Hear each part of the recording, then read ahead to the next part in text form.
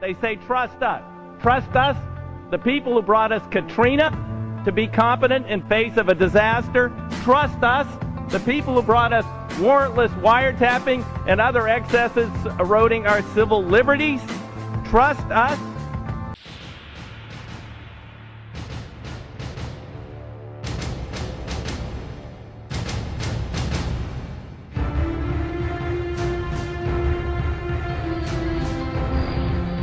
You know, this is a story that we have been researching and following as the blogs have picked up on it, and developments continue. The Department of Homeland Security buying ammunition, now looking to purchase another 21 million rounds of ammunition. This in addition, of course, to the 1.6 billion rounds that Homeland Security has bought in just the past 10 months. Now, to put all of this in perspective, the military used approximately 70 million rounds each year of the Iraq War. 70 million rounds in a war. Back in July of 2008, you might recall, and this is part of the reason the blogs are picking up on this, presidential candidate, then Senator Barack Obama, proposed a civilian national security force. This is what he said. We cannot continue to rely only on our military in order to achieve the national security objectives that we've set. We've got to have a civilian national security force that's just as powerful, just as strong, just as well funded. Yeah, you got to have that, right? We're not aware of the president having created such a force. At least it's not, maybe it's covert, I don't know. But we can't help but wonder why the Department of Homeland Security should need more than 20 times as much ammunition as it took to fight the Iraq War. The U.S. Department of Homeland Security has been buying up massive amounts of ammunition. Americans are wondering why. Do you think this is a sign that they're preparing for some sort of mass civil unrest? If you look at what the Department of Homeland Security has been purchasing over the last year, it comes out to like 1.6 billion rounds of ammunition, more than 7,000 fully automatic assault weapons, 2,700 MRAP type vehicles, and now drones. Those are instruments of war. Department of Homeland Security's, who are they going to fight a war against? There are new disturbing developments out of Washington tonight regarding the president's belief that he has the legal authority to assassinate U.S. citizens, not only on foreign soil, but right here on American soil as well, to authorize the military to use lethal force within the territory of the United States. In other words, yes, President Barack Obama has the ability to order the assassination of an American citizen on American soil. I have two words for you. Predator drones. You will never see it coming.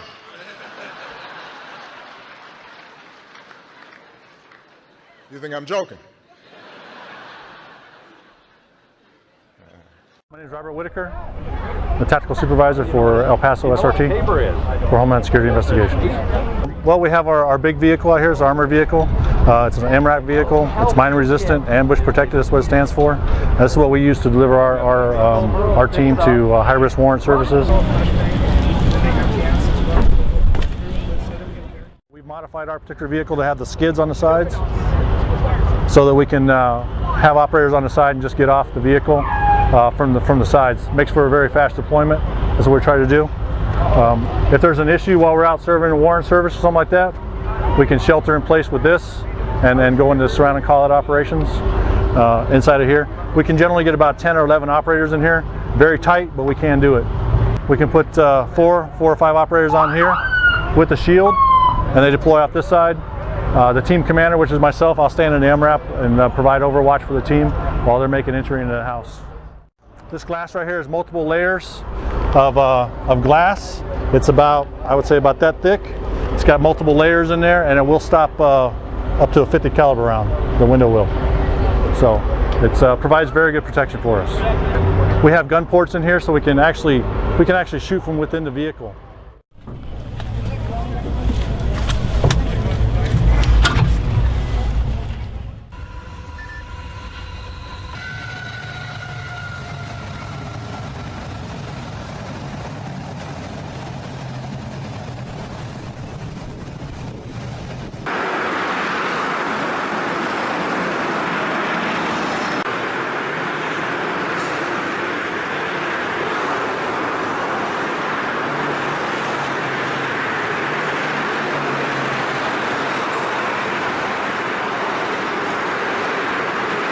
Senators McCain and Levin have added this legislation which would authorize the president to declare the entire United States of America, all 50 states and all territories, to be a battlefield, right, even though there's no battle, thanks be to God, going on here. War on terror is different. And that would authorize him to use commander-in-chief authority in the United States, to use the military to arrest people in the United States who, in the president's opinion, are enemies of the country.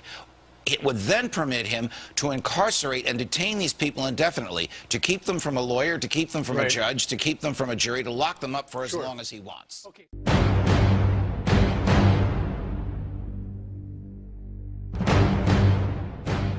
Let's start first with the Department of Defense. The Department of Defense has just issued a new list of extremists that should be watched. And on that, in fact, number one, past the Muslim Brotherhood, and past Hamas, Hezbollah, number one, evangelical Christians. The Department of Homeland Security tonight warning of a new terrorist threat facing America.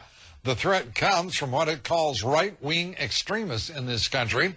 The report says people who are opposed to restricting Second Amendment rights to bear arms, or who are concerned about illegal immigration and border security, could well fall under the Department of Homeland Security definition of an extremist. Political conservatives are fired up.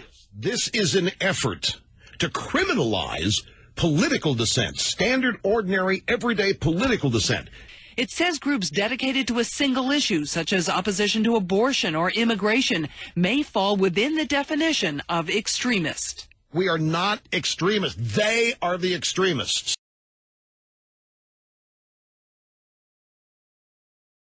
How has the United States changed from a humble, peaceful republic into a police state? Have you ever noticed that the government always claims that when it does these things, it does so in the name of safety? When is the last time you heard the government give, as a basis for its behavior, personal freedom? NDAA, National Defense Authorization Act, that Obama has called for and signed, stipulates that even American citizens can now be targeted by the military, picked up, and imprisoned indefinitely without civilian trial, thus throwing out our due process, our habeas corpus clauses. So we are now in the state of martial law. Everything is now creating conditions for a total war state. I mean, McCain called for the whole America becoming part of the so-called battlefield.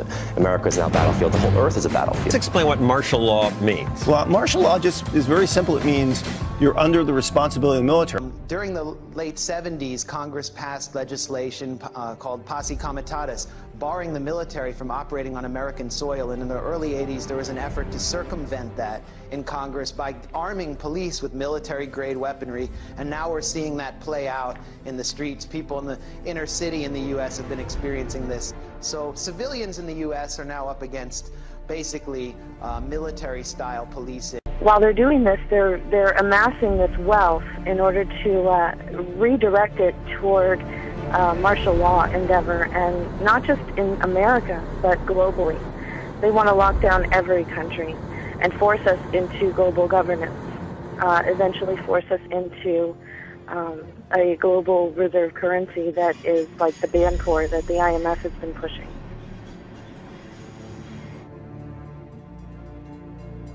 The entire city of Boston is in lockdown. In the suburb of Watertown, police with guns drawn are searching door to door. I mean, we had martial law up there. FBI and all these agents coming in and closing things down, going to people's houses. The rise of the warrior cop. So, what do you mean? Our cops are getting increasingly like soldiers. They're being dressed like soldiers, they're being armed like soldiers, they're sent out in the streets told they're fighting a war.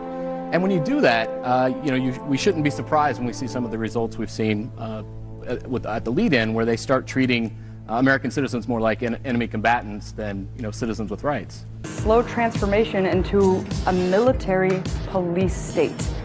We now have police dressed like Army Special Forces, driving armored tanks and holding assault rifles, the sight of which alone is enough to terrify innocent people into submission. The militarization of local police departments is not only changing the way peaceful communities once looked, it's also bringing the battle mentality to our neighborhoods. We may not see police as a threat to us now, But when peace officers are geared up like soldiers, they'll eventually act like they're going to war. What's amazing is they're willing to say we're going to cut back on the Second Amendment, on the 14th Amendment, we're going to kill you without any identification of what the grounds are to kill you. And what we're going to do now is just make sure that you don't have ammunition. And by the way, it's these right-wingers over there. And make no mistake, Lou, that's who they're talking about. And the people with guns and the people who want to defend themselves, they're worried about some kind of uprising. What is going on in this country? I have spoken with one federal agent. And the information succinctly boiled down is this. There is an event coming, Steve, in the very near-term future that is going to affect the United States of America to its very soul.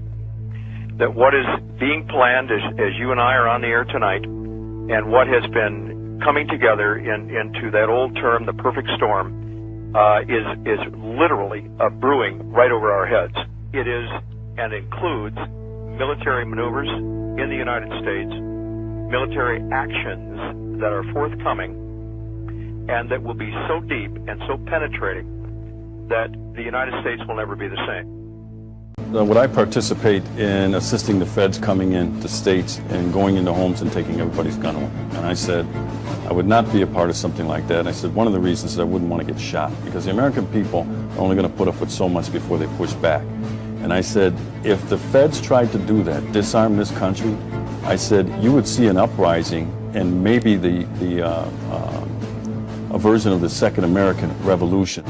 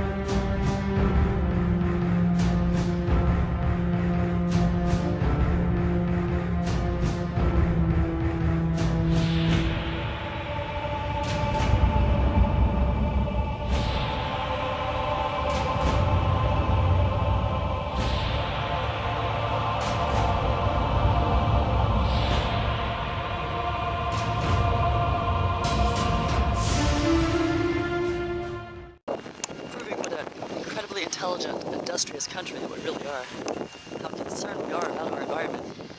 We have a barge up the Ohio River against the stream, against the current, to most likely the heartland that I'm sure is polluting the river just a little bit.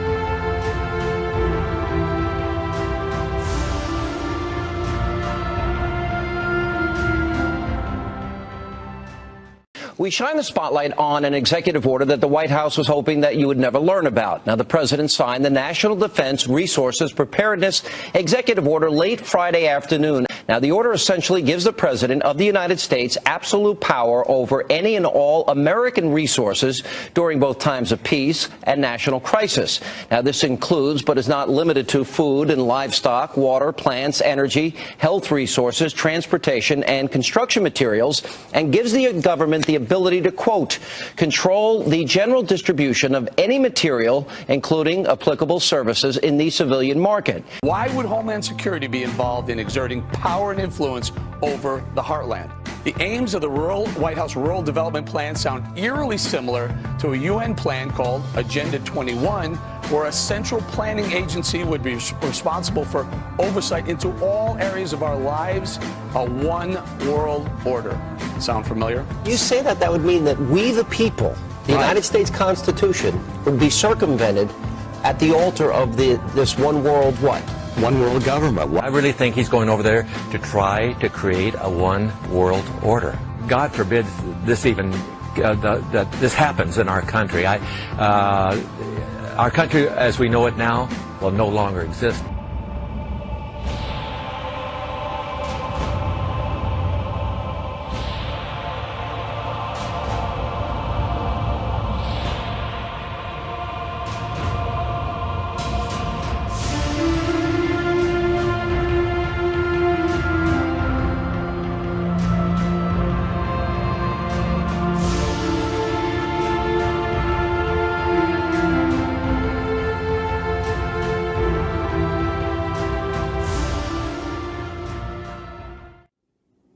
This is an historic moment.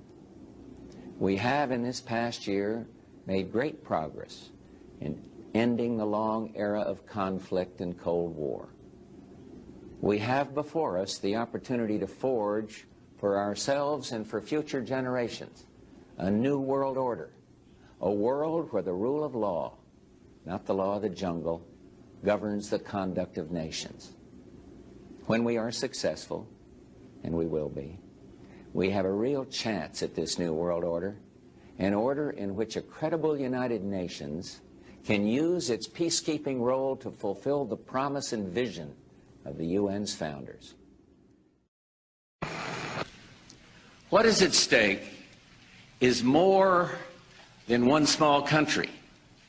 It is a big idea, a new world order, where diverse nations are drawn together in common cause to achieve the universal aspirations of mankind. From 1945 and the end of the war through 1989 and the end of the Cold War, we had a worldview. Republican and Democratic presidents alike, from Harry Truman to George Bush, stood for freedom and stood for certain propositions that would make America strong and healthy and grow the middle class and shrink poverty and stand against communism. And after 1989, President Bush said, and it's a phrase that I often use myself, that we needed a new world order. Have to shape an international order that can meet the challenges of our generation. We will be steadfast in strengthening those old alliances that have served us so well. As influence extends to more countries and capitals, we also have to build new partnerships and shape stronger international standards and institutions. This engagement is not an end in itself. The international order we seek is one that can resolve the challenges of our times, countering violent extremism and insurgency, stopping the spread of nuclear weapons and securing nuclear materials, combating a changing climate and sustaining global growth, helping countries feed themselves and care for their sick, preventing conflict and healing wounds. The transatlantic partnership was never just the foundation of our security. It was the foundation of our way of life. It was forged in experience of the most bitter and anguished kind. Out of it came a new Europe, a new world order, a new consensus as to how life should and could be lived. With the end of the Cold War, Henry Kissinger pointed out in his superb book on diplomacy, he said, "None of the most important countries which must build a new world order have had any experience with the multi-state system that is emerging. Never before has a new world order had to be assembled from so many different perceptions or on so global a scale." And when they did that, they, as I've told you before, because I love it so much, they also created the Great Seal of the United States. And that Great Seal of the United States has on it, Novus Order Seclorum, a new order for the centuries, for the ages, forever.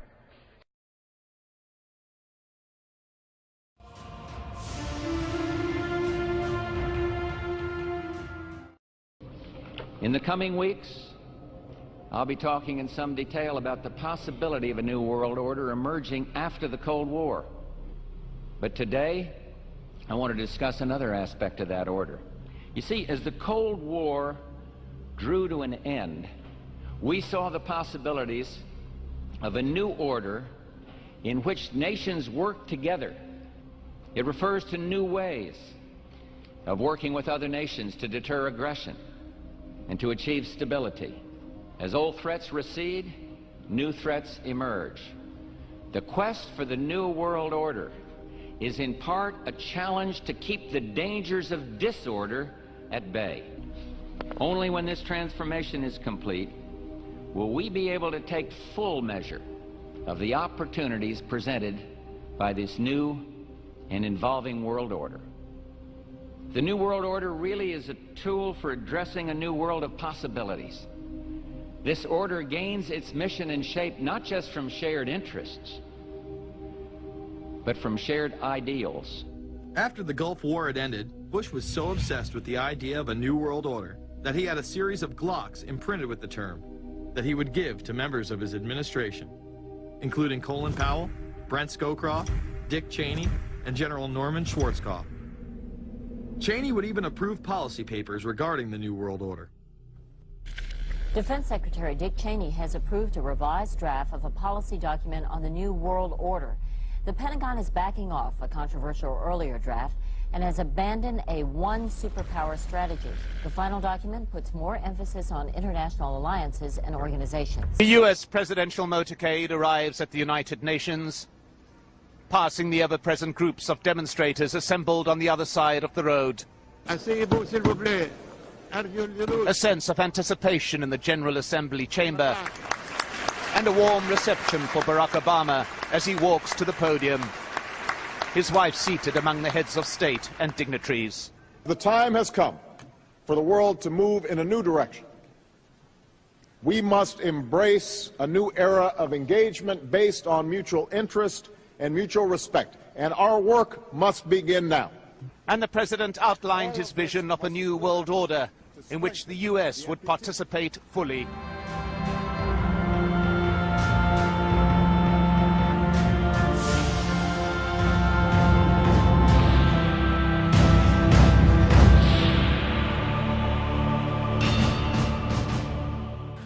You can't say it, but you know it's true.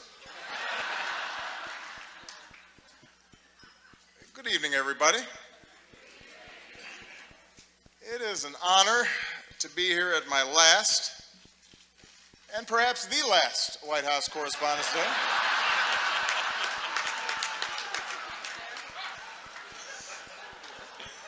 You all look great. The end of the Republic has never looked better.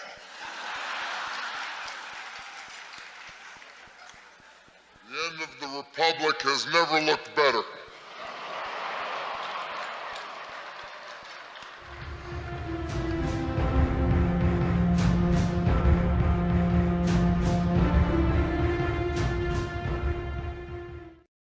So here's the article by Steve Watson.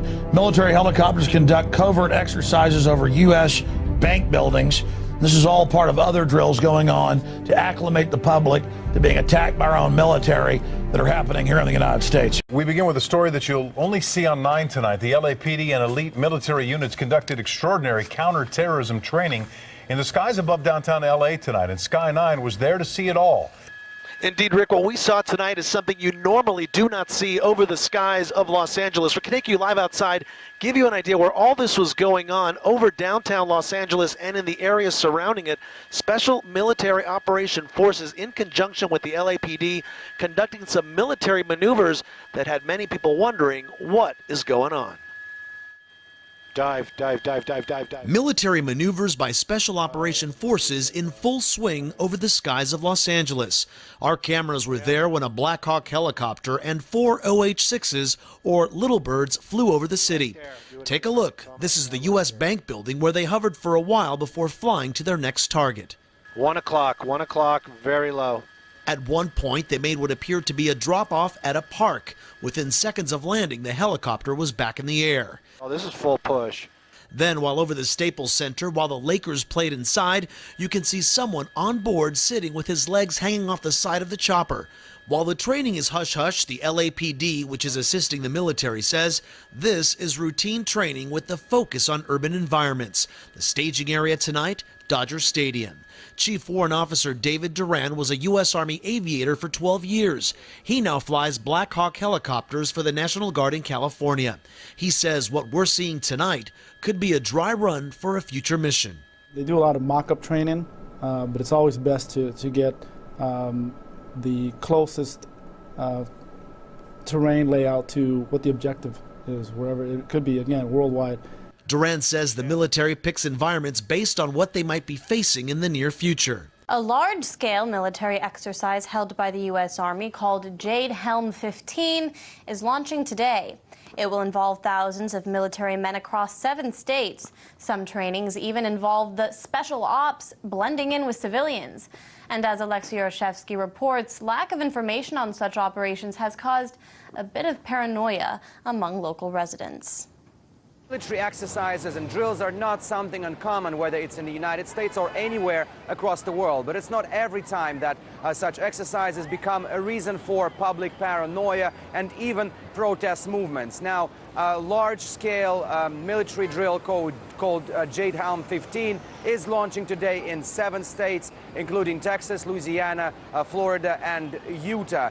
The main mission of the exercise is to train the so-called unconventional warfare in deserted and remote areas, to train soldiers how to operate in difficult conditions. It's estimated that in Texas alone, more than 1,200 military men will take part in this exercise. There will be different sorts of trainings, including nightly helicopter extraction, hostage takeovers, and a role play modeled after the French resistance to Nazi occupation during World War II. The Army even asked for public facilities or abandoned, let's say, hospitals to be presented to them for this exercise.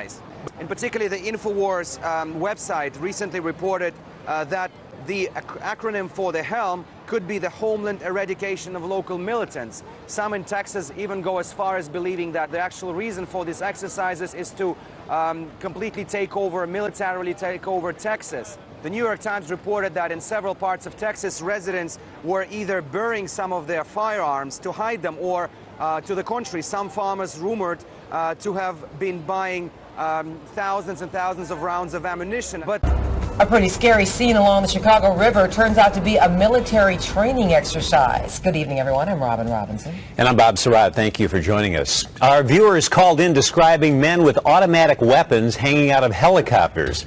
You were looking at footage of a massive martial law type military drill in Florida. This took place in downtown Fort Lauderdale. You can see the scale of this. Choppers everywhere. They're rounding people up in the streets. But they're saying this took place last night, yesterday evening. This is posted on Facebook. shared by GMN. And as you can see, there's just choppers everywhere. They're in the streets, they're in the skies, in Florida, doing these drills. Let it be known.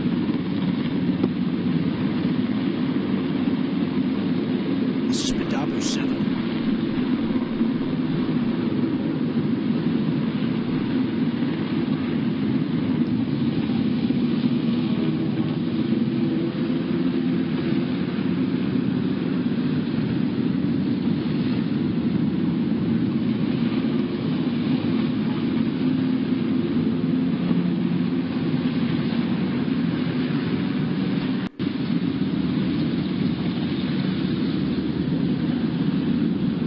Miami saw the same thing, not this big a scale, just a few choppers, never marching people around in the street like this.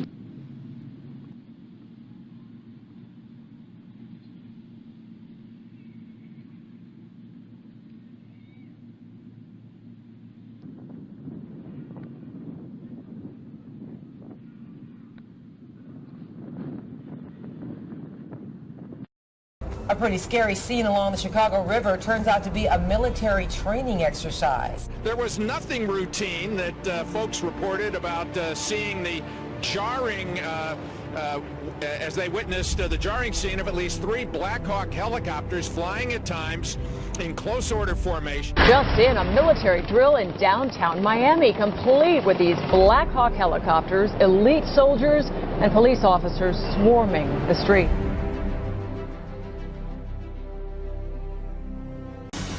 Happening now in downtown Miami, Black Hawk choppers soaring through the night sky, but this is only a drill. Again, let me tell you what all of this is that we know of. It's a joint military training exercise involving local police, also military. They're doing some training exercises. Sight of Army helicopters and the sound of gunfire created a lot of concern this afternoon in one Houston neighborhood. There were armed men in fatigues, plenty of weapons, and what many thought were real live rounds.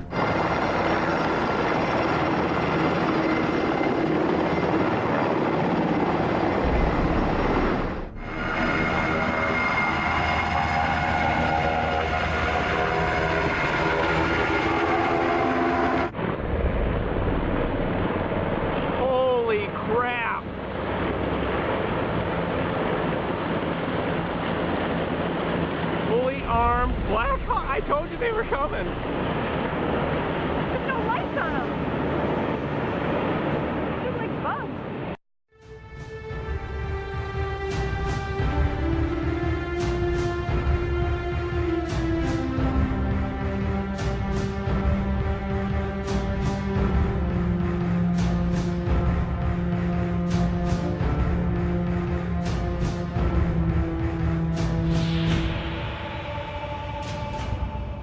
The government really have a list of American citizens that they plan to round up under martial law and imprison in FEMA concentration camps with no due process because they see us as dangers to national security. Christians, gun owners, veterans, homeschoolers, other patriots, Tea Party members. The answer is yes. Fox News back in the day just debunked these evil FEMA camp conspiracy theories.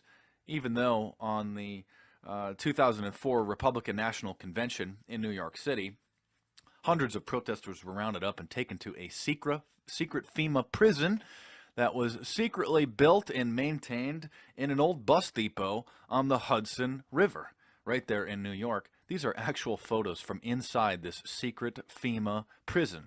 Notice the fences and the barbed wire. Yes, every major city has one of these FEMA secret prisons. And of course, as I said earlier, in Hawaii, Justice Antonin Scalia was talking with the University of Hawaii Law School, and he said that you're fooling yourself, you're kidding yourself, if you think that internment camps will not return. We begin tonight with a newly leaked U.S. Army military police training manual for what they are calling civil disturbance operations. The Army manual outlines the plan to kill rioters and demonstrators in America. That's right, they have plans to confiscate our firearms, and kill American citizens on U.S. soil. This during a mass civil unrest. I guess shooting innocent civilians, perhaps. And it goes on to describe how prisoners will be processed through internment camps. The following video details the contents of a Department of Defense document entitled Internment and Resettlement Operations, also known as FM 3-39.40. The document is 325 pages long and it is signed by Joyce E. Morrow, Administrative Assistant to the Secretary of the Army. It was created in 2010, however, has just been recently leaked to the public via the internet and can now be downloaded from multiple sources. In the description below, you'll find a download link for the document. I strongly encourage you to download it yourself and to verify everything that's being said here.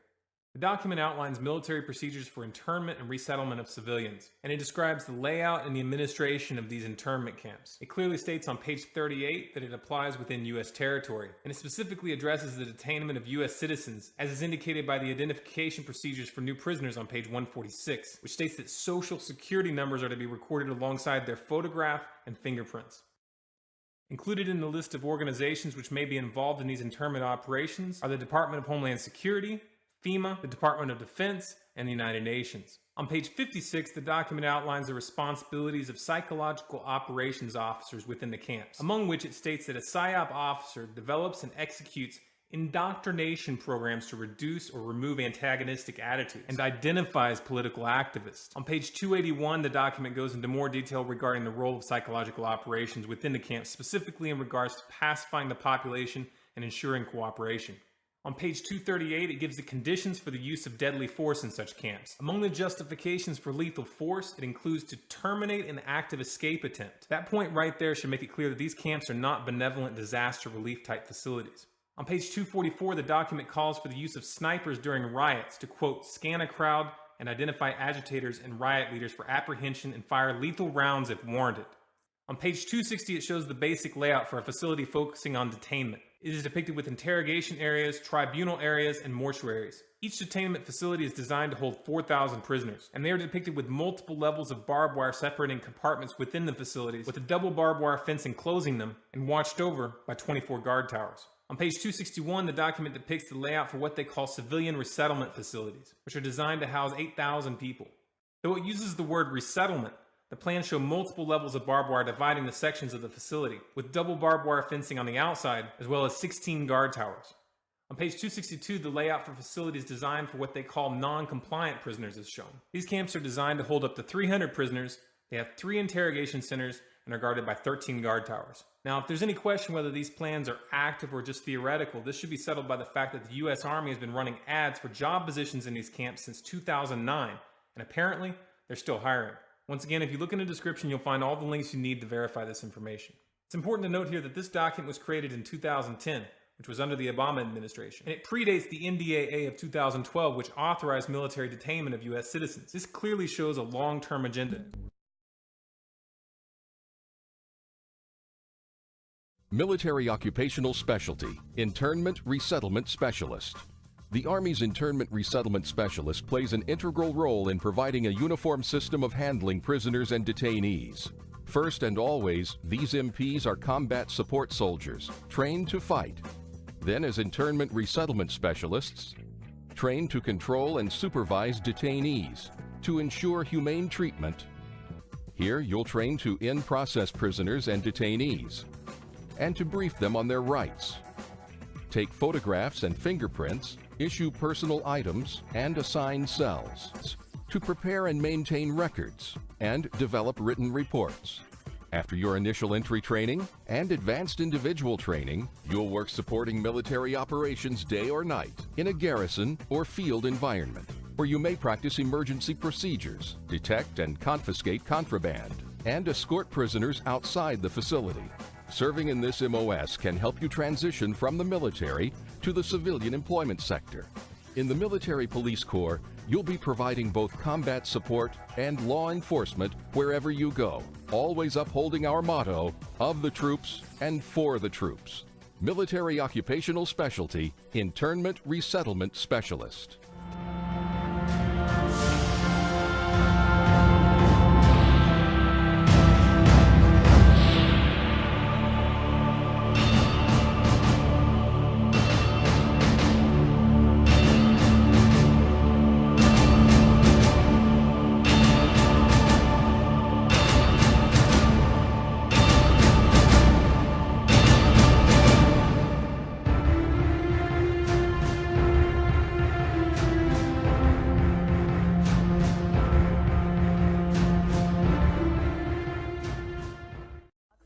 Walmart stores across the country are temporarily closing, they say, for plumbing issues. And one of those stores is at Admiral M Memorial in Tulsa. Tonight surrounding the sudden closure of 5 Walmart stores across the country, including right here in the Bay Area. While sitting in an adjacent Burger King parking lot on top of a fairly steep hill, attempting to get footage and gather information about one of the 5 Walmart stores that closed for alleged plumbing issues, 2 very cool Tulsa police officers who were sitting in the parking lot below descended upon me pretty quickly to question me about a break-in at that very Walmart that had just occurred minutes before I arrived on the scene. We ended up getting into a short discussion about Jade Helm, the possible link between Walmart, FEMA camps, and the corporation's potential involvement in these realistic military training exercises. They shared something interesting about what's going on inside Tulsa's Walmart, and I can only speculate that the same thing applies to the other closed Walmart stores. Here's the video. Well, let me ask you this. Why is this Walmart closed? Because I heard they're going to be down for like 6 months. Well, they're going to be down for several more months that I know of, but then again, think about how Walmart. So. Right. They actually are cutting. Oh, are they really? Yeah, the 2 guys that you saw were actual contractors, and man, they're cutting the whole thing. It's, in terms of the plumbing issues, yeah, I'm not a plumber then again, so I don't know about that either. But they are indeed cutting it. That's why they have those dumpsters there. You know, when they first moved down, they were just yanking stuff out left and right. So. Well, that's what Fox 23 says. Is they did it for plumbing issues, but then the full others that closed. Nobody's pulled any plumbing contracts. I was inside just now to clear the place for the alarm, and I can tell you, they're gutting the hell out of it. Right. And check out with headquarters. You're on the FBI wanted. Oh yeah, yeah. I'm sure I'd be in cuffs right now. No, FEMA. Like, yeah. Anybody's got a 2-mile plus range drone, I guarantee you they're on the FBI watch list. Yeah, it's definitely not 2 miles plus.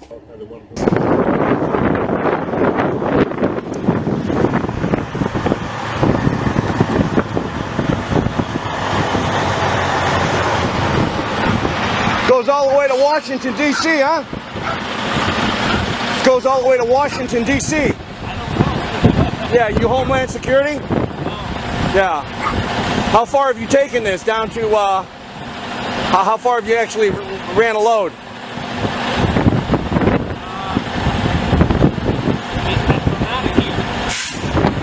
100 miles? Up to Maine? No shit. How many miles do you think that is? It's water supply, food supply, everything's in there. Yeah, unbelievable. You don't get no cell phone service. No. Peace, brother.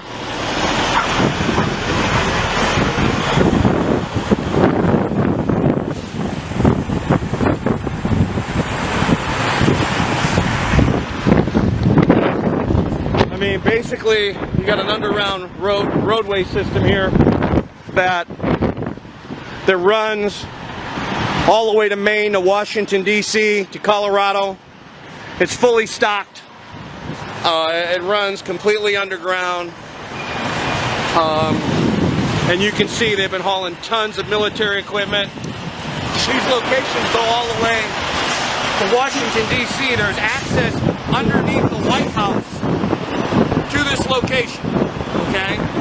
So this is a strategic location, which is really the new command center for the Illuminati and the United States government. Well, forget the United States government.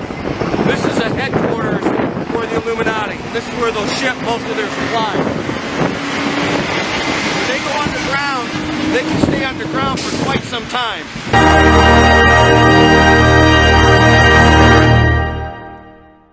And this is stocked with food, water, everything they need. It's an underground city. You can see these sort of train cars or storage units, but they look like, I don't know, like train tops, if you ask me. Looks like a mobile command center. I have never seen so many Walmart trucks in one spot. Looking over here at this closed Walmart at Pico Rivera, California. That looks like porta potties. I'm gonna look inside and see what they look like. Look like FEMA trailer porta potties, Mission Valley Sanitation. Kind of reminds me of stuff I saw in Iraq. Yeah, FEMA style stuff.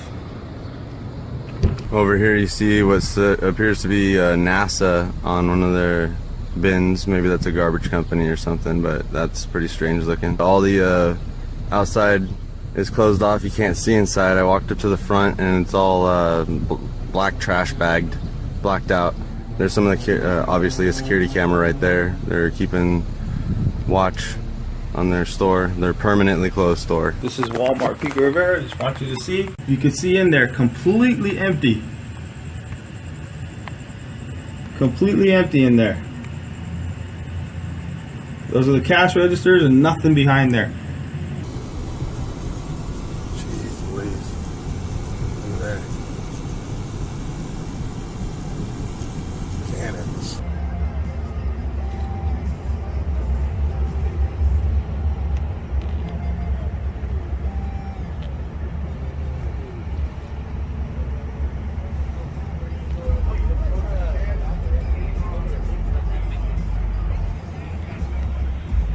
Walmart, Tulsa, Oklahoma. Come to take a look at what they got going on. Yeah, they got a secondary security guard. We just watched one go down over here on the ramp and take a cruise through and see what we can see.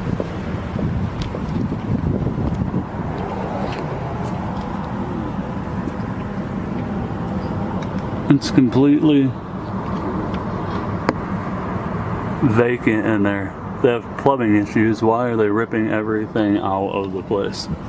That's what I want to know. Look at it, it's gone. I've plumbed Walmarts. Yeah. And there's no reason to gut a whole entire store. This is our Walmart here in Fernley, Nevada. Welcome to Jade Helm Walmart. Walmart, Midland, Texas. Just got run out of the parking lot by a security guard. Came over here to Roadhouse to eat. Came back out. Saw this on my Wi-Fi.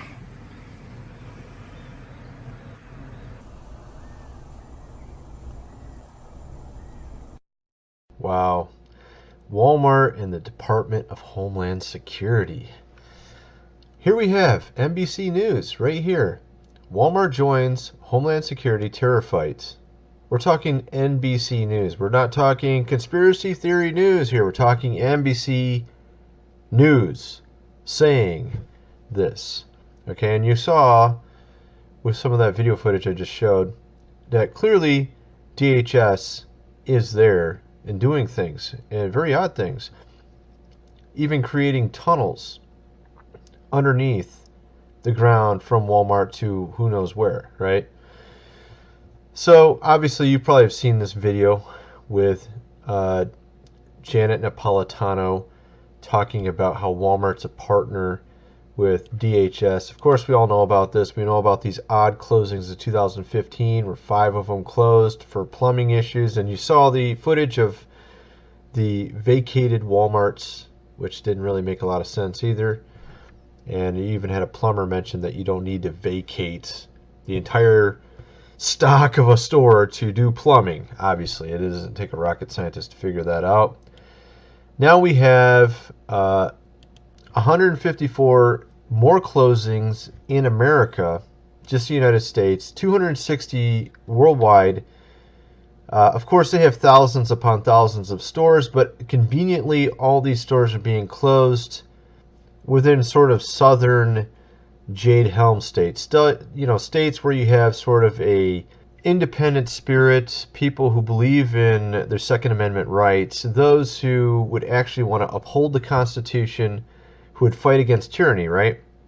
These type of states, and clearly something's going on here. This isn't rocket science. I mean, that footage was kind of disturbing. Some of those things, particularly seeing all those military vehicles, helicopters, military personnel.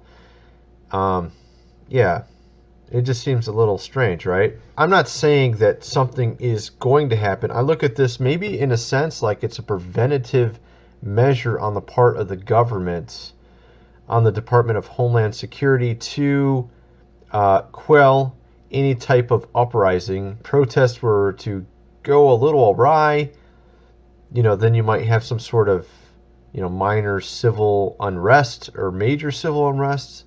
And maybe in that case, they have this plan A, B, C, and D in place. And Walmart's part of it, to where they can easily transition a Walmart into a FEMA camp or whatever type of detention center. Okay, here's where I want to take your mind. Now just ask yourself if this makes sense, if this is rational. Okay, you have a country full of citizens who have the Second Amendment rights, and you have people who have guns, you have people who have the internet at their fingertips, people who are very concerned about where our country's going. You have a government that wants more and more control, and you see every day erosion of rights. Things are going south. They're going in the wrong direction. You have a government maybe that doesn't operate under the same principles it used to operate under. It's not so much a Christian country anymore, that's for sure. Usually what happens in these type of countries where God goes out of the picture is the government tries to take the place of God, where the government gets bigger and bigger and bigger. And this is a common theme among many countries where they reject God, and the next thing you know, you have a dictatorship, right? So when God is thrown out of the picture, the government or the person themselves wants to be their own God. And with that being said, is it too far-fetched to think that if the government wants to have full control over a society, that they wouldn't put in place plans in case of civil unrest, that they may build something secretly? Of course, if they just started building them out in the open, you'd be like, what the heck is this, right? But, if they take an existing building that's already there, it's all throughout the United States, they close them down for plumbing issues, you know what I mean?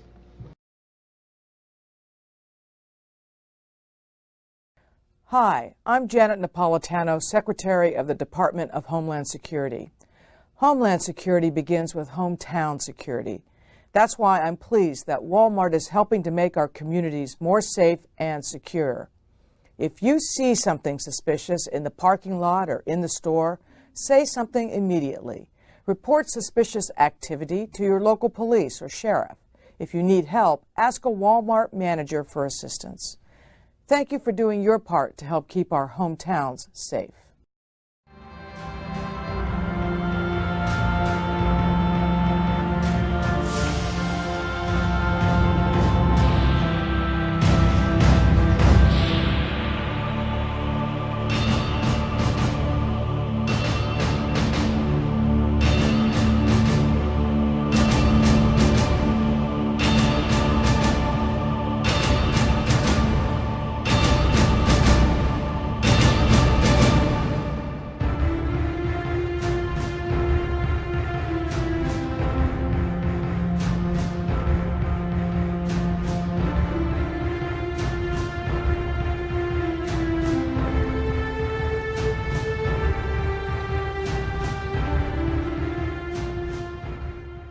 The energy to take on the world. It's an amazing feeling. This is our moment. BP is honored to support Team USA.